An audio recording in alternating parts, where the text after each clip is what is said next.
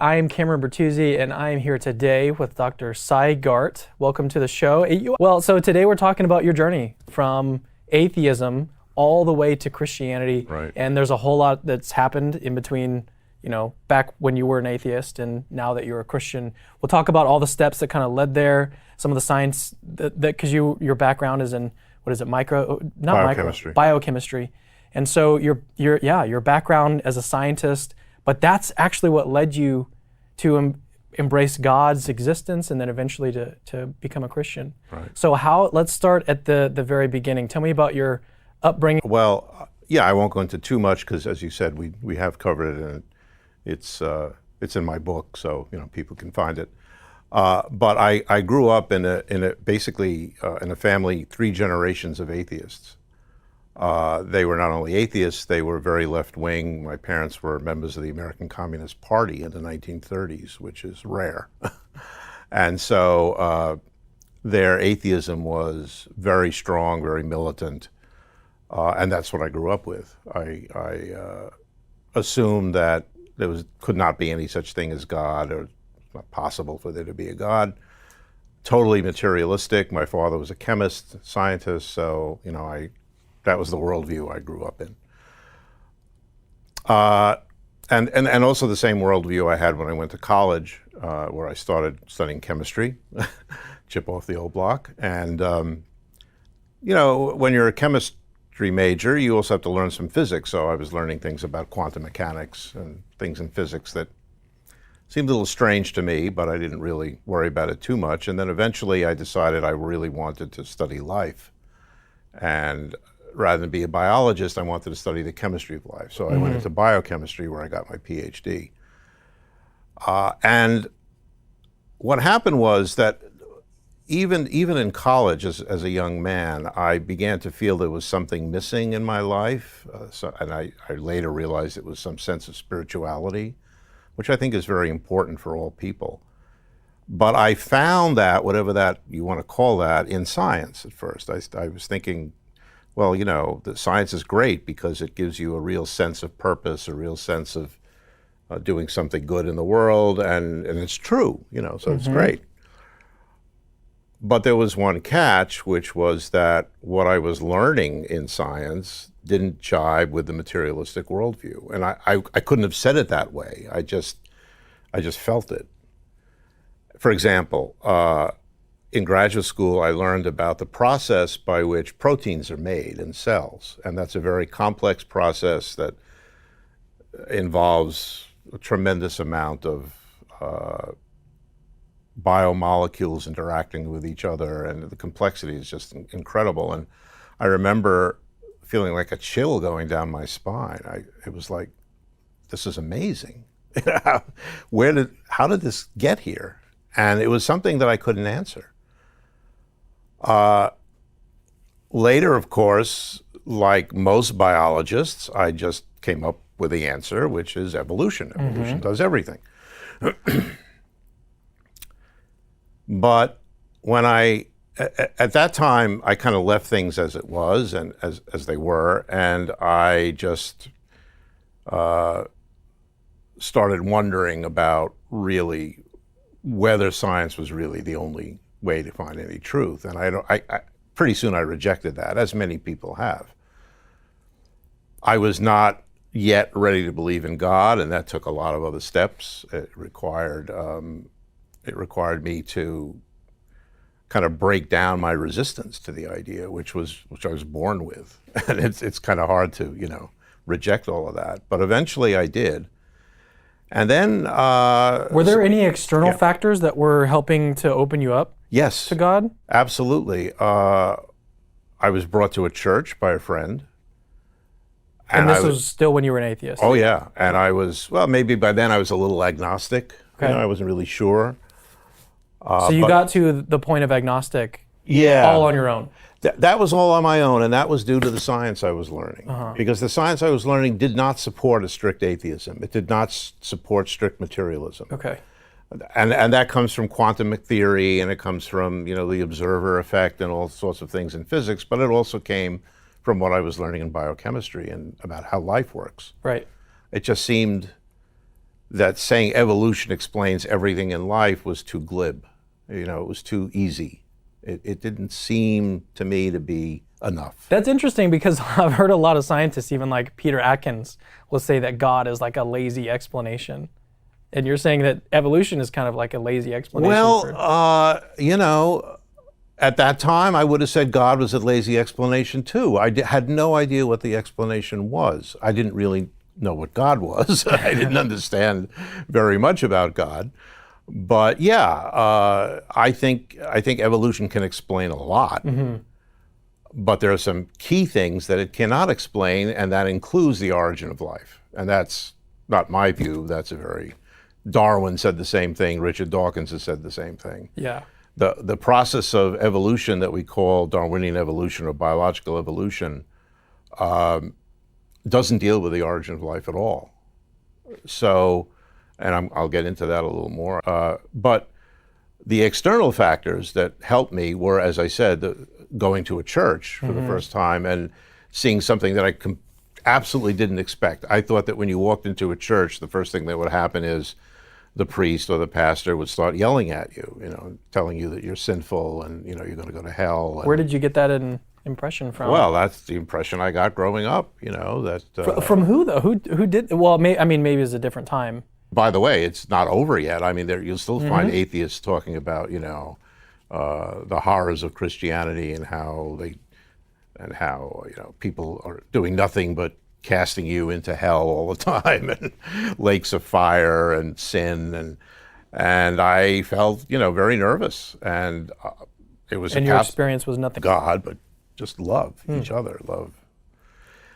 And I thought, boy, this is very mild. You know, why? You know, I think I've been lied to.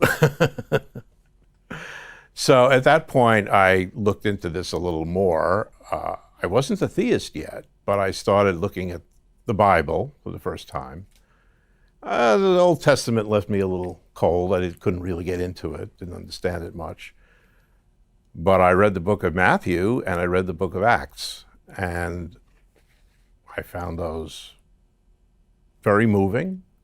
The book of Acts struck me as actual history. I was sure that this was not something anyone made up. It just didn't fit. So that got me thinking, and then I learned more and more. And as I talk about in my book, I'm not going to go into detail now, I had several experiences, including some dreams and a waking experience that I had to attribute to the Holy Spirit. And at that point, I'm compressing 2 decades into this discussion. But at that point, I realized that Christianity is true, and Christ was real, and he lived and died and rose. And I became a Christian. Yeah, I want to focus in on one part of your story, but I also want to make a kind of general comment about so sometimes I see atheists say like, okay, now it's just like this one, that is the reason why he became a Christian, and that usually they pinpoint some like bad thing that happened, or you know, this is a bad reason to become a Christian or whatever. Right. But in your case, and I think in a lot of cases, probably the vast majority of cases, that it's a multiplicity of different things that all together, you know, built up over many years. You said you're compressing in a story into, you know, 5 minutes, something that happened to you over the course of 20 years. Right. And so obviously you're leaving things out, and you can't actually get the sense of like all of these things building up and leading to this huge paradigm shift in your thinking, in your worldview. Yeah. But that's just the point that I wanted to make, is that there's a whole lot of things going on in your story. Yeah. And they all work together. Like it started out, you know, from atheism to agnosticism, based purely on the science. And then you had these other experiences, and everything kind of played together to lead you to Christ. So that's one point I want to make. And then the second point was to bring us back to focus on one area that really got you considering leaving atheism. Right. And I understand, is it a biogenesis? That's one of the main things. Yeah. So tell me more about that. How did that, looking into that, really bring you more toward Christianity, toward theism? Well, you know, it's interesting because abiogenesis is a very active field of research, and people are looking at it very intensely in various ways. I've done a little bit myself. I have one paper published and one that's just about to be approved both on the same subject, which I'll get to in a second. But as I mentioned, abiogenesis, nobody thinks that it has anything to do with, standard evolution. The general idea among scientists anyway, and the atheist ideas who are not scientists are not worth discussing, but the general scientific idea is that life began through what's called chemical evolution. And chemical evolution is very different from biological evolution because there's no natural selection. And there's no replication.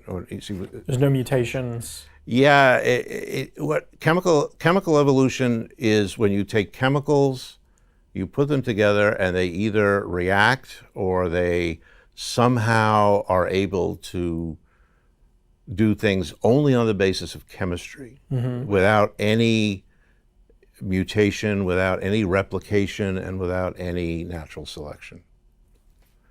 And that's pretty hard to do. Jim Tour, who's in this neighborhood, has often said quite strongly and correctly that people who say that we've solved so many problems in abiogenesis, we're almost there, are just wrong. He says it a little more strongly than I do. I was listening to something with him the other day. But he's correct. He's so forceful. Yeah, he's forceful, but he's right. And I know why he gets frustrated sometimes, because he is a chemist, a very good chemist, and he knows more than anyone that that's not how chemistry works. Chemistry, doesn't do things for any reason. Life does things because of natural selection, perhaps, or because of, the way life works, and you can get evolution, but you can't get it started. And I started thinking about this years ago, especially related to one of my interests, which is, how the DNA works by coding the existence of proteins which cause life. And, Stephen Meyer has written about this in Signature of the Cell, and in his recent book, The Return of the God Hypothesis, he talks a little bit about it as well. But I was focusing on one specific aspect, which is critical to the origin of life, to the origin of evolution. And that is the accuracy of self-replication, because nothing in the universe self-replicates accurately other than living cells. No chemical self-replicates, no machine self-replicates, crystals don't self-replicate, even DNA doesn't self-replicate. But a living cell can make copies of itself that are 99.9999% accurate. That's astonishing. How does that happen? It involves a tremendous number of really complex things, including the genetic code, including ribosomes and DNA replication and protein synthesis, things that are just too complicated to describe without slides. Or without a semester of... Without a semester of biology, yeah, or chemistry or whatever. So if you have to have self-replication in order to have evolution, how do you get all this? How did that self-replication get there? Because there's no evolution. And that's what I've been studying and what I published on recently. The fact that, in fact, as I assumed, using various models, or I'm not going to get into, and if you don't start out with a cell that already is pretty good at accurate self-replication, you can't do it. You'll never get living cells, and you'll never get evolution going. And as I say, that's been published in a theoretical journal. Okay, so you've got to get the cell first in order to get it up and going, to get a cell. and get any evolution. But then to get to that point, to get to the first cell, you need just too many things? Is that kind of the... Yeah, you need too many things that are too difficult to explain through only chemical evolution. So what is the current consensus? Is that what's the current scientific consensus about abiogenesis? It depends who you talk to. If you talk to people who are not working in the field, many of them will say, "Oh yeah, we're getting there. We've made a lot of progress. We know that amino acids, were in meteors, so they probably, developed or formed in the primeval Earth. We know that nucleotides can make long polymers with RNA. Yeah, that's all true. But the people who are actually the leaders in this field, know the details, and the details are exactly what Jim Tour says. It doesn't happen. You don't get long polymers, you get short polymers. You don't get self-replication, you get annealing, you get junk rather than good stuff. That's what they know. And frankly, I think many of them are getting discouraged. It looks like not a lot of progress has been made. Mm-hmm. In fact, very little. And the numbers of problems just keep expanding. So the alternative that you arrived at was what? Well, so I didn't know. What I thought there's something missing, and this was how this affected my journey to faith was that it helped break down this absolute certainty that everything is explainable by materialistic science. Okay. But I didn't know what the answer was. Right. Once I became a believer and I started thinking, well, God is the creator of the universe, but I also said, not just the universe, he's also the creator of life and the creator of human beings, all of which are not explainable by any other means. So, but how? See, that's my question, because knowing that God did something to me is not enough. I want to know a little more details. Mm-hmm. I don't know if anyone can ever learn that or understand that, because we don't know how God works, obviously. But I want to keep looking at it, and I want to keep, investigating various hypotheses. I don't think we should stop doing scientific research on the issue, but I think we need to be open, and it may be that biology is at the same place that physics was before Einstein came up with relativity. Mm-hmm. They had solved everything except this nasty thing called light, which nobody could understand. And when Einstein solved light through relativity, it changed physics forever. And it turned out physics was nowhere near complete. And now we're in a position where, we have a huge amount of more knowledge, which makes the physical picture of the universe totally different than we originally thought. And I think biology is in exactly the same place right now. We need to expand our tools. We need to include new concepts into our studies of biology.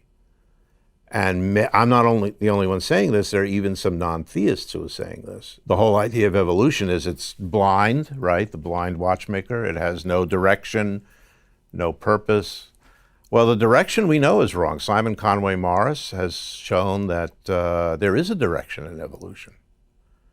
His amazing studies on the Burgess Shale and other things, he has shown that there are constraints. Evolution doesn't do just anything. It does only certain things, and it does it over and over and over again. So there's a direction. There are laws that seem to govern what actually can happen. It's not all random chance. We need to find out what those laws are, and we need to find out what they're about. And here's where I think philosophy becomes very important. So, and there are other parts of biology that are incredibly suggestive of something way beyond anything we can understand, including consciousness, including human behavior. I mean, the idea that evolution, Darwinian evolution by natural selection explains why, we have morality, or explains why we're creative, or we love music. That's just nonsense. That's not even scientific. Those are stories, okay? So what makes us human? What does it mean to be in the image of God? Well, we have a sense, right? Everybody has a sense that human beings are not just animals who are smart. Some people deny that, and I have never, even as an atheist, I never went along with that view. I always knew that human beings were somehow special, very special. I didn't know why, I didn't know where it came from, but now I think I do. So then that was kind of a summary of the science that kind of led you toward theism. But then what was like, I know you mentioned like there were several different experiences that you had at church and dreams and everything. What was one that really stuck out to you that really contributed to your eventual accepting Christianity as true? Well, I can tell you about one of the dreams, which there were two main ones that I believe involved intercession from the Spirit. Were you at this time? Were you like really investigating? Okay. Were you reading scripture a lot? Were you praying at all? The first one, I wasn't even thinking about Christianity or belief. I was an agnostic. I didn't know what was going on. Okay. And I didn't understand the dream at all when I had it. And it was a very frightening dream because I don't like heights. And I was hanging from the edge of a cliff, terrified. I didn't know what to do. And I couldn't climb up. I was holding on with my hands. And I screamed out, "Help, help." I didn't know who I was calling to. I just said, "Help, help." And I heard a voice say, "Just let go." And I said, What? I fall down. And the voice said, "Just let go." So I finally said, well, okay. So I let go. And the moment I let go, the entire landscape turned 90 degrees. And instead of hanging from a cliff, I was lying on the ground. And there was a man whose voice I had heard standing there. That was the man who said, "Just let go." I woke up and I was like, whoa, what was that? I didn't know what he meant by "just let go." I didn't know who it was. And then eventually, of course, I found out that, of course, the man was Jesus Christ, and what I had to let go of was all the baggage that was in my life that was preventing me, absolutely blocking me from even considering the idea of a God. And eventually I did let go of all of that. Wow, that's crazy. Was there another one? You mentioned... The other one was later, and the other one was I was already thinking about maybe believing in something. I don't remember exactly where I was, but what I do know is I had never been to a church yet, other than that one Catholic church. I might have been there already, but I had never... What were they wearing, the Franciscans? Were they like brown robes? Yeah. Yeah. That freaked me out a little bit. Wasn't that cool though? It was kind of cool. It was cool. They were very cool people. They were really nice. Like the little rope? Yeah, little rope. Yeah, I thought that was weird. Did they like shave their heads? I don't remember that. They might have. Yeah, I don't remember. Catholics, man, Catholics. Yeah, well. So that's another story. Yeah. So tell me about the experience. So I had not yet read the gospel. That's definite. So I had the dream that I was walking around the garden trying to get in, a walled garden. And I couldn't get in. It was very steep walls, and I kept trying to climb up, and I found vines and little things, but I couldn't get to the top. And I got really frustrated, and I kept going around.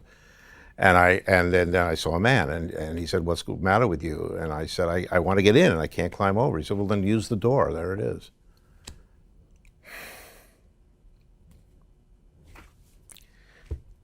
So I walked in, opened the door and walked in, and there was the garden.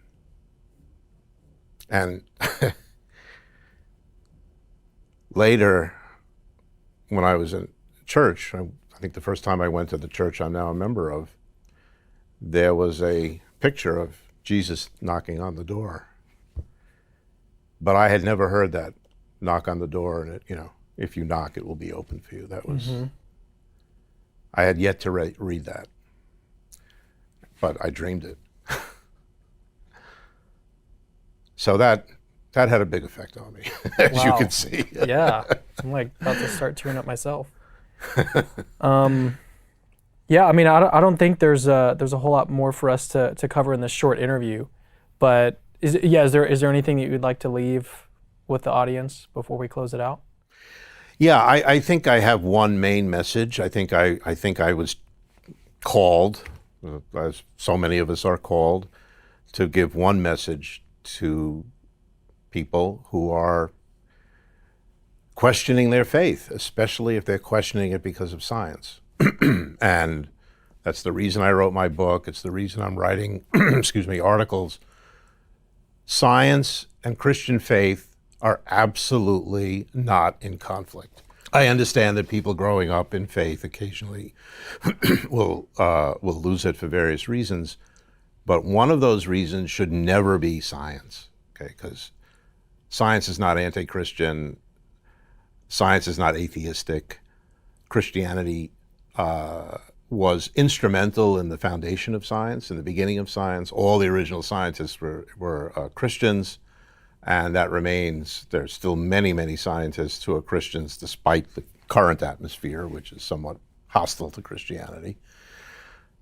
But my prediction is, what I see now happening is that atheists are beginning to deny the reality of science. You find atheists saying, no, the universe didn't have a beginning, it's been there forever. No. They say the DNA is not a code, there's no genetic code, it's not a real code. Wrong.